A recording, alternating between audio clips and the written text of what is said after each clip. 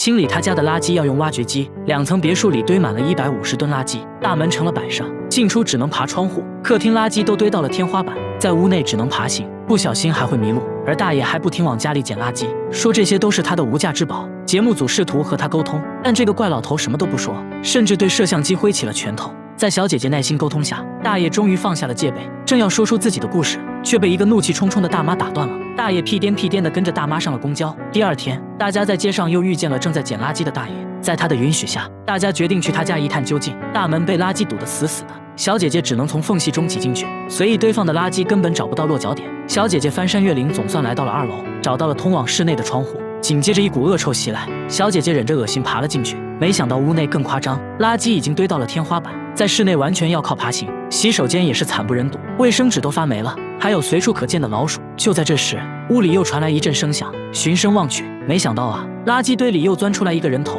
里面还生活着一个人。原来这是大爷的儿子，今年都40了，看起来神志不清的，一见到记者就开始胡言乱语，根本听不懂在说什么。到了午饭时间，一家人围坐在一张简易桌子前，做饭全靠一个电饭锅，满屋都是虫子，要时不时的喷杀虫剂，天花板也在漏水，看起来随时都有可能坍塌。大家提议帮他清理垃圾，却被大爷一口拒绝了。长期在这种环境下生活，一家人的健康也不容乐观。大妈身体已经发出了警告，整夜咳嗽不止，大家带他们来医院检查，发现大妈有严重的肺积水，都是因为长期生活在这种环境里导致的，必须尽快治疗。大爷显得很自责，说如果早点把房子打扫干净，也不至于现在这样。终于同意大家帮他清理垃圾，说干就干。大家找来了施工队，但当务之急要先把大爷的儿子接出来。在清理了一部分垃圾后，终于找到了儿子的房间。儿子长期没有下楼，行走已经出现了问题，大家一起把他抬了出来，随后送去了医院。现在226个志愿者可以大干一场了，整整清理出150吨垃圾。与此同时，大妈和儿子已经接受了治疗，恢复良好。大爷也接受了心理疏导，沟通下来才知道，大爷看到儿子一直没有工作，整天无所事事，待在家里啃老，这让他很伤心，进而可能就触发了大爷的收集癖。简单来说，一切都是愁的。1周后，在节目组的帮助下，垃圾房已经焕然一新。看着宽敞明亮的家，大爷不知不觉中湿了眼眶，不停地向节目组鞠躬致谢，承诺以后不会往家里捡垃圾了。其实我感觉他儿子才是最大的垃圾啊！他对着家里的窗户连续拍了5个小时的照片，只为拍到一个熟悉又恐怖的东西。一家人最近被这东西搞得心神不宁。你可以想象一下，他家住3楼，最近却出现一个梳着双马尾的老太婆，趴在窗户死死盯着一家人，就问你怕不怕？这鬼脸是偶然拍到的，一开始以为是窗边玩具印上去的，放大后一看不对劲，紧接着对着窗户又拍了几张，结果照片里神秘的老太婆又消失了。你就说怪不怪吧？关键这是3楼啊，一般人根本就上不来。他觉得这根本就不是人，赶紧拿着这鬼照片找到专家。专家对照片进行数据分析，结论是这鬼脸是真实存在的，并不是 PS 的。但专家并不认为是灵异事件，他认为是室内物体反射产生的阴影而已。仔细观察后，发现鬼脸旁边有椅子的影子，猜测这鬼脸应该是挂在椅子上的衣服反射形成的。紧接着专家开始了测试，在椅子上挂好衣服，对着窗户拍照，拍到的照片上果然出现了一些轮廓，但并不像人脸。专家继续摆弄衣服，尽可能的弄出更多褶皱，就这样一直拍照测试了5个小时，终于拍出了之前的鬼脸。所以这就是一种巧合而已。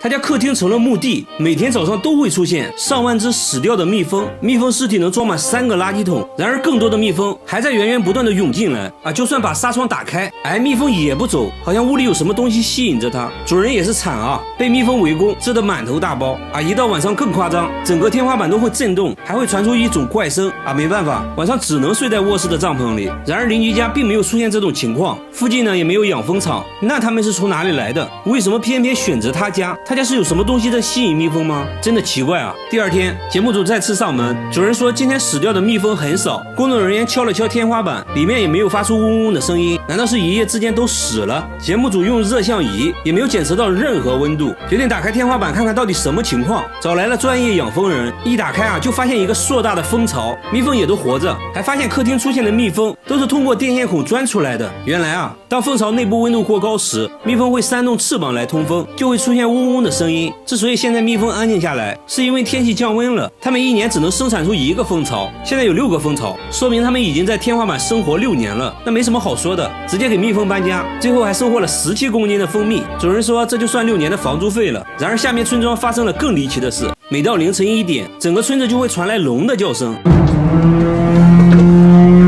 村长说声音是从半年前开始的，每到凌晨1点就会准时响起，一直持续到早晨啊，不戴耳塞根本没法睡觉，很多人受不了都搬走了。有村民认为是之前开山采石动了龙脉，而节目组却认为是锅炉的声音，但村长说自己早就检查过了，锅炉一切正常。节目组继续寻找声音来源，这时一个类似的声音传来，来到屋内才发现是缝纫机的声音，但声音非常小。缝纫机表示啊，这个锅我不背，那难道是管道施工惹的祸？但施工队表示从来不会在凌晨施工。一时间关于声音的说法越来越多，听起来也越来越灵异。又来到了凌晨，节目组全体动员，在村中各个角落寻找声音来源，还安装了声纳设备来监控。不一会儿，声音准时响起，大家都指向了同一个地方，正是锅炉所在的位置。声纳设备也检测出声音就来自村长家的锅炉。哎，这就很尴尬了，村长还是不肯相信，明明自己检查过的。锅炉售后人员排查了半天，终于找到了问题所在，锅炉上一个电磁阀产生了滑动，导致了这种不寻常的声音。维修完毕，村民终于可以睡个好觉了。同样在凌晨出现诡异声音的还有下面这个公寓，每到凌晨4点，整个公寓就会传来敲门声，有时候是玻璃球掉地上的声音。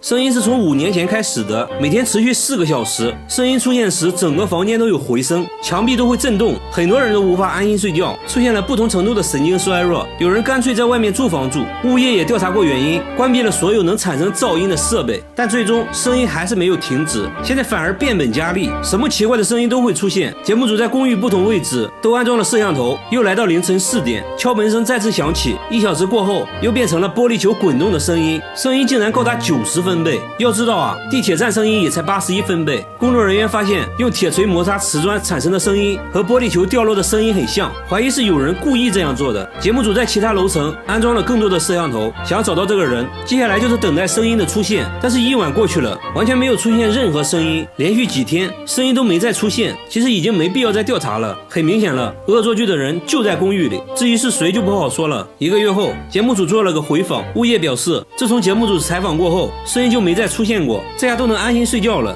好了，我是月贝，关注我，每天一个迷惑行为大赏。农村大妈每隔2天就要买一条秋裤，却常常没有秋裤穿，因为她每天一睁眼，秋裤就会出现10多个破洞，10天内就烂了8条。就算是新买的秋裤，也是穿一条烂一条，而且烂的部位还惊人的一致。但同睡一张床的丈夫，秋裤每天都好好的，大妈百思不得其解。她之前都是睡在床的外侧，出现这个情况后，还特意和丈夫换了位置，本以为没事了，但秋裤还是每天都破。她觉得床上肯定有什么小虫子，趁她睡觉咬破的，于是把床翻了个底朝天，并没有找到什么虫子。一气之下更换了所有床单被褥，心想这次应该万事大吉了吧？可万万没想到，裤子还是照样烂。这离奇的现象在村里掀起了轩然大波，村民对着大妈的秋裤议论纷纷，他们猜来猜去，觉得这些洞很可能是老鼠咬的。